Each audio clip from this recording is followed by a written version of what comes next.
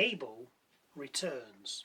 Gunther has a stipulation. And Green's luck runs out.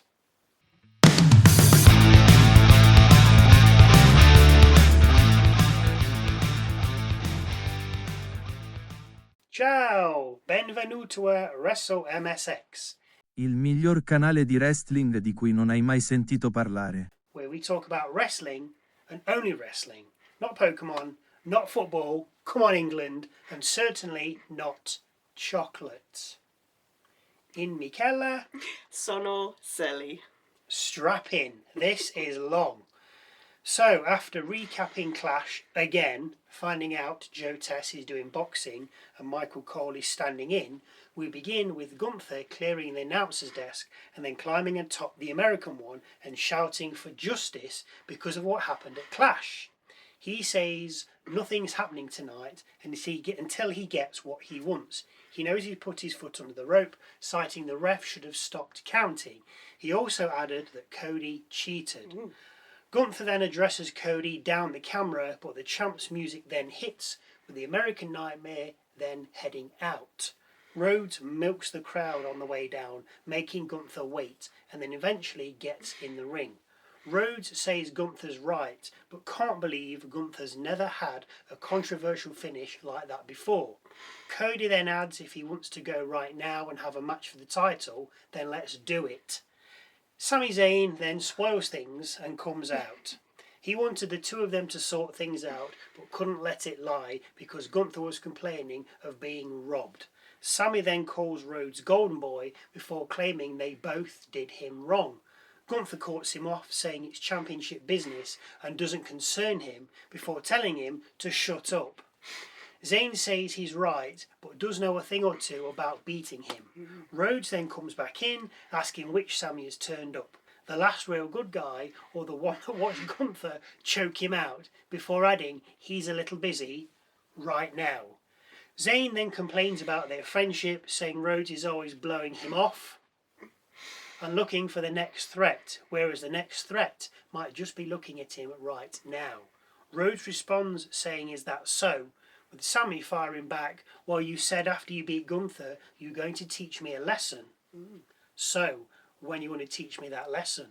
The two then exchange words, with Gunther then getting in the ring and pushing Rhodes into Zayn. He then locks in the sleeper on Rhodes, but Sami comes back for the save, fleetingly, as he gets tossed out the ring.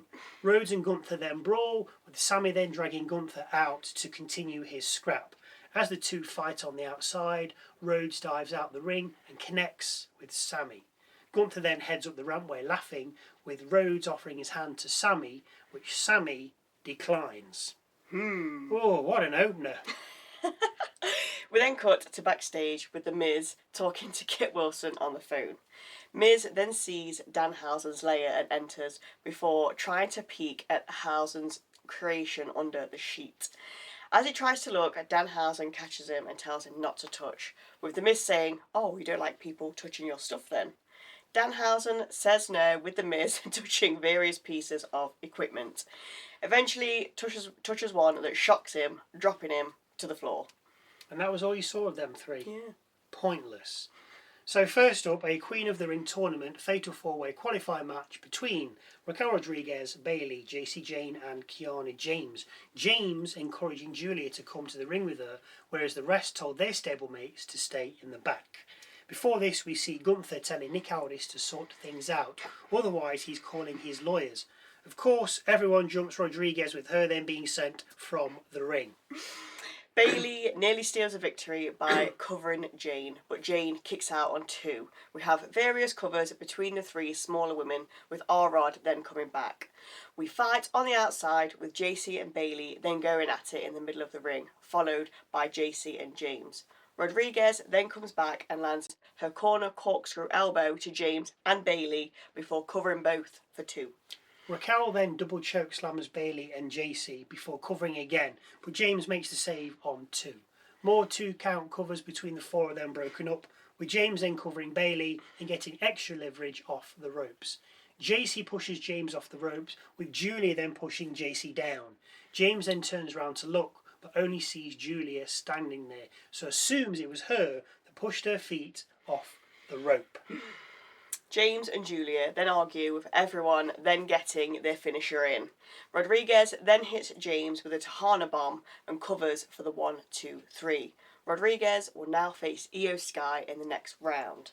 After the match, Julia and James continue arguing, or rather, James does, saying they're done, with Julia then attacking James and sending her from the ring. So they fell out. Oh no, they're going to break up. Backstage, Zayn is attacking water bottles again before moaning again to the plank Gargano. You just think he's gone there, he's done nothing, he's getting paid for it. I know, yeah. Amazing. Just having a kip. He says guys like them get the short end of the stick, then says Nick Aldis wants to speak to him. Aldis then appears and tells Sami to stay out of Cody and Gunther's business. Sami reacts badly, with Aldis then saying he has a meeting. Sami accuses him of blowing him off and questions who's so important he has to speak to. The camera then pans to Chad Gable. Like, where's he been? I don't know, he must have been injured or something. With Sami then just staring. Next up, Tala Tonga with the MFTs versus Royce Keys. We exchange fists and slaps with Tala winning out until Keys clotheslines Tala over the top rope. We break and come back to Tala still in control until he misses a big kick, allowing Keys back in. A big tackle puts Tala down, followed by a power slam, with Keys then putting down his straps. As he does, Solo and Tama get on the apron, of course, distracting him.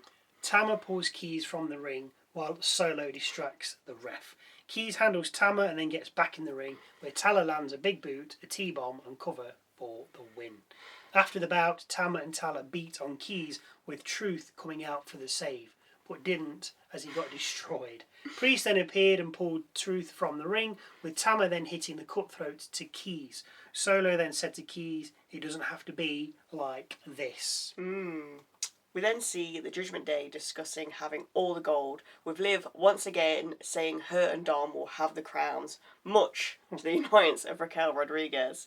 We have a vignette from Finn Balor saying he wants it all, and then find out he's now on SmackDown. Backstage again, Priest and Truth are having a heated debate about whether Truth should have helped Keys, with Priest asking what he can do if Keys is hurt. He's not a doctor. Truth says his older brother was the doctor of thugonomics. Priest then heads off with the War Raiders then appearing and telling Truth they're the new AAA World Tag Team Champions. Eric then tells Truth when he's ready to put his title against theirs, they're waiting. God, I've not seen them for No. ever. They've obviously been busy in AAA. We don't watch AAA. No. Rhea Ripley heads out next, sporting a support on her right knee. All we're told is that she's banged up. She says the Pregnant? Wrong. She says the Jade Cargill chapter is behind her, adding Jade failed to take her out, and she's still champion. She acknowledges she had a friend come and help her during the match, which prompts Flair to then head out. Flair says she had her back because she has respect for her and has grown fond of her over the past few weeks. Flair then says Queen of the Ring is underway, and come SummerSlam, it's going to be her standing in front of her. Tiffany Stratton then heads out. Of course she does. And after exchanging a few words with Flair, she says she's here for Rhea and her title. Jade Cargill then heads out, even though her chapter's over, with Michin and B-Fab alongside. Cargill tells Flair she put herself next in line before then rounding on Bliss. Even though Bliss is not there. No. She called her stupid friend. Yeah. Yeah. Got some heat, I'm telling you that. It's kicking off yeah, between them not two. liking that. Jade then tells Stratton to stay out of her business before telling Rhea she's coming for what's hers and coming now. Ooh. Cargill and co head to the ring with Aldis then heading out and telling them to call it. Before he can continue, Flair interrupts, citing her and Stratton will take on Cargill and one of her backup dancers. Aldis says, great idea, and then tables Flair and Stratton versus Cargill and Michin. Well done. Back from the break and we're underway. Stratton gets 2 off a drop kick to Michin, with Cargill they're getting 2 off a spinebuster to Tiffy time. Flair and Michin then go at it, with Flair, Cargill, Fab and Michin all them finding themselves on the outside. After another break we see Michin hit the Stars Clash to Flair, with Stratton breaking the cover on 2. Flair then dodges Michin, who posts herself, allowing Flair to tag in Stratton, who destroys Michin, lands a swanton and covers for 2. Flair and Michin then take themselves out, leaving Stratton and Cargill to slug it out.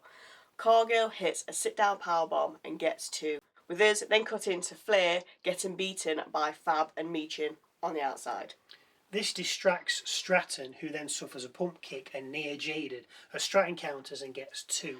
After a rolling senton, Stratton readies the moonsault, but Jade gets up, pushes her, and then sets her up for jaded, which she hits and then covers. Cargill then gets the 1, 2, 3. Backstage, Kathy Kelly wants a word with JC Jane, but Jane isn't happy with losing, adding she's on another level. Something then catches her eye, with her and the rest of Fatal Influence then heading over to Brie and Paige, who are having their photos taken. Jane speaks to the pair, with Henley and Reed then jumping the tag champs from behind. So they're obviously after those belts. Yes. Yes, they are, Sherlock. We then cut to Keys thanking Truth, with Truth saying Priest can be a tough nut to crack, but once you get to know DP, you'll love DP. That's one for the big boys and girls out there. Truth then suggests the 3 of them get together to take care of the MFTs, with Keys saying Priest doesn't give a damn about him, and if he has an issue, then an issue is what he's going to get. I'm sure he's been saying that for the last 3 weeks. I'm pretty sure I said that last week, Get on with definitely, it. yeah. Just have a fight. I think that's what it's leading to. Next up, Ricky Saints versus Carmelo. Which I'm sure we've already seen a million times. What is going on? All these wrestlers. Yeah, it's the same people fighting all the time. Oh, no wonder people don't watch SmackDown. It's ridiculous. Ridiculous. Anyway, Saints jumps Hayes before the bell rings, but it doesn't help as Hayes sends Saints to the outside, back in, and then lands a frog splash for a 2 count. A bulldog nets Saints 2, with Hayes then landing a DDT. The pair then slug it out with a Dirty Diana netting Hayes 2. That's it. We exchange 2 count covers, with a Revolution DDT from Saints getting another 2. The first 48 then nets Hayes 2, with the pair then heading outside. Hayes barely beats the count back into the ring, with Carmelo then going for a roll-up. Saints, though, rolls through, grabs the tights and picks up the victory. We then cut to backstage where Kathy Kelly asks Strick Williams how he's preparing for his King of the Ring match. He says he's entertained by Saints and Hayes going at it, before adding he's going to punch his ticket to SummerSlam. Bron Breakker then walks up to him, with the pair having a stare-off. We then see Chelsea Green telling Stratton that she would have been there for her if she'd asked, with Stratton saying she didn't think she needed her out there. Green then asks Stratton if she'll be out there for her, with Tiffy saying she can't be as she's got to go see the trainers. Out next, Lash Legend with Nia Jax versus Chelsea Green. Oh dear. Just before this match we have another vignette from Blake Monroe, who is clearly gunning for Tiffany Stratton. She tells her to run while she can because the glamour is coming to SmackDown. The whole vignette was Monroe talking about Stratton. So clearly she's after her. Back to the match, and Lash dominates naturally, with Green getting in very little offense. At one point, Green low bridges, with Lash just walking over to the rope and helping herself out. Absolutely ridiculous. Love it. Green then crossbodies the forces on the outside before landing a missile dropkick to Lash when back inside. Green covers for 2 and then tries the unprettier, but Lash overpowers her, gets her in the Lash extension and lands it before covering for the 1, 2, 3, obviously. Like Green was going to win, Exactly. especially on her own. Yeah. Well, anything can happen in wrestling. We recap Jacob acknowledging Reigns from Monday and then see Solo asking Keys why he's being so difficult. He asked him if he saw what happened on Monday, adding Jacob's gone, Priest wants nothing to do with him, and he's the only family he's got left. Solo then says he made the call for Keys and that Tama and Tala were champions because they listened to him. Solo adds they needed to get ready for war. Not more Bloodline wars at Survivor Series, please. And then tells Keys to stop being difficult or he'll make it difficult. We don't need, that's what this is going for. He's now said prepare for war. He said prepare for He's war, prepared for war. It's June. They've got to think, right, Survivor Series, when's it? November? Yeah. So we need to build a bit of storyline. So now you're going to have Reigns, Jay, Jimmy, Jacob against Tala, Solo, and Keys, and possibly Keys. one other either side. Yeah. But we're already going for this, and we've already seen it multiple times. Talking about when I was I'm just going off on one here. But when we was talking about things of the day, and like nobody watches anymore because you're not got your big guns wrestling week in week out. Yes, I know Cody Rhodes is there, but he's not wrestling week in week out. Right, that's what was so good about back in the day. Your big guns were there week in week out wrestling. Yeah. Always wrestling. They'd come out, do a promo, but then have a match later as well. Not just the promo. Yes, yeah, exactly. And now, you said Monday, about the King of the Ring tournament, the Queen of the Ring tournament. You stole my thunder, which was the moment of the night, which is the fact that you've got different people facing one another. And that was what was so good about Survivor Series. Yeah. You had two teams of five. Usually good guys and bad guys. That didn't usually tag, and you was like, oh, this is going to be interesting. They don't like one another, but they're on the same team. Yeah. Now all of a sudden it's just, let's have Bloodline against another Bloodline. Let's make it in a big cage. And add in one random. Yeah, no. If you take it back to what it was, you've got these five against these five. That's good, and you've got to tag in and out. You haven't got all in at the same time. What's the point? You can't see everything that's going on. Whereas if it was just as it was, it makes it more interesting. Anyway, enough about that. Sorry. Is it me? No, it's you. Please, continue. Thank you. We cover the mask versus mask match again, and then cut to Rey Fenix speaking with Fraxium. Chad Gable then interjects to speak with Rey. He admits he wore the mask to poke fun at Rey and all the luchadors, but the more he wore it, the more he realised you're not putting on a costume, you're taking on a responsibility to a culture, to an entire nation. He then apologises to Rey and asks for forgiveness. Rey forgives him and then reminds him he's not the only one he offended. Thing is, how's the Kaiser-Door going to get out of this? Because he hasn't done it to poke fun. Okay, well, I think he has. I think he was a slight replacement for a little bit, because I think Chad was injured. So I think he was a replacement to start with. Gable's got out of it. He's apologised, and when he did apologise, you could hear the people in the arena, because this was all backstage, clapping and saying, "Yeah, okay, he's acknowledged that he's done wrong, and he's said it. He recognises what the mask's all about, and he's now got off that off ramp, if you're American, and he's away.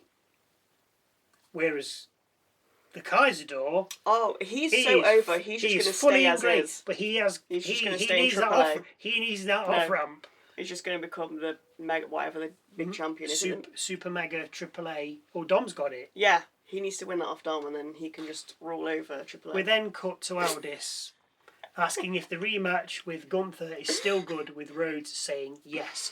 Aldis then says he's just got off the phone to Gunther's legal team, who are good with the rematch, but there's one condition, which will be divulged next week by Gunther. Obviously. Rhodes says, okay, so we'll find out about the stipulation next week, and then can have the match the week after in Kansas City, with Aldis saying it works for him. Why are they dragging this out? Why not just have it tonight? Why do we need to have it in 3 weeks? I don't know. Well, 2 weeks. I know, but come on. Yeah, just get on with it. Thanks, Sammy. For spoiling it for us. So. Last real good guy. That's what I say to that. Come on, sorry. So, to the last match of the night and the main event of the evening. Which it is. It actually is. Fair. A fatal four-way in the first round of the King of the Ring tournament featuring Damian Priest, Dominik Mysterio with Liv Morgan, Bron Breakker, and finally Trick Williams. Breakker suplexes Trick from the off, with Dom then exiting the ring. Priest and Breakker then go at it, which Bron wins with a clothesline. Dom then suffers the super shoulder tackle from Breakker just as we Breakker, but when we come back we see the former Judgment Day members working together to take out the dog. This lasts for one move as the pair then go at it. Priest lays the boots into everyone and then goes high, but Breakker catches up to him and brings him down with the Frankensteiner before covering for two. Breakker then military presses Dom and covers for two, with Trick and Bron then slugging it out. Trick bests Braun before cleaning house and bookending Breaker, only for Priest to break the cover on 2. We then get a superplex from Trick and Breaker to Priest just before another break, with everyone in the ring when we come back. We see Priest land a razor's edge to Mysterio and then cover, but the ref's too busy talking to Morgan, who's on the apron. Priest then confronts Liv, with Braun then military pressing him. Kinda, he dropped him. Mysterio then set Breaker up for the 619, but Priest stopped him and then took a spear. Trick then landed a trick shot to Breaker and covered Priest, with Dom then pulling the ref from the ring as he began his count. Trick then slaps Dom. Breaker sends Trick over the top rope and to the announcer's desk, with Braun then jumping at Trick and putting them both through the desk. Back in the ring, Priest puts Dom down and looks to finish him, but JD McDonough appears and leaps from the top rope. Priest catches him and hits him with a South of Heaven before looking for the same to Dom. As he lifts Dom up though, Morgan enters the ring and low blows the Punisher. Dom then sets him up for the 619, lands it and the frog splash, and then covers for the 1, 2, 3. This sets up a semi-final for him against Oba Femi. SmackDown goes off the air with a jubilant Dom telling Oba to count his days.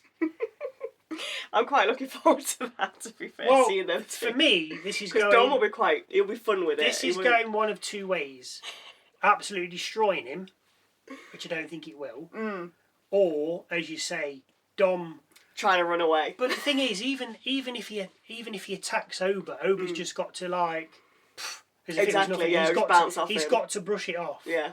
There's no Dom. I mean, Dom ain't going to win. He can't. He can't. Well, he could do because we could have shenanigans again Brock very and, easily. Yeah, no, but they can't because Oba's taken on 2 people before. No, but I mean Hasn't he? So we he should Liv just being a distraction. Yeah, maybe. Do you know what I mean? He could potentially, but I well, anything. We don't know. Winning, to be fair. We don't know what happens, but of those 4. Dom was probably maybe the last one to win in my mind. Yeah. Like it was between Trick and Braun, really. That was, for me, it was probably those 2, Priest don't get much of a push, I don't feel. I know he's had the title before, but I mean, I know he's got the tag title, but anyway, enough talking about that. We'll talk about these things another time on Musings.